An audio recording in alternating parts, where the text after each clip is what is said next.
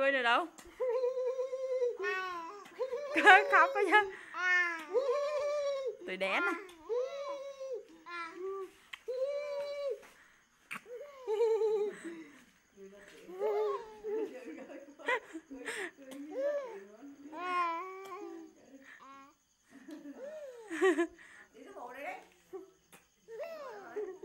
Cười.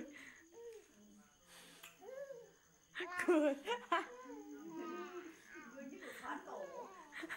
Cười.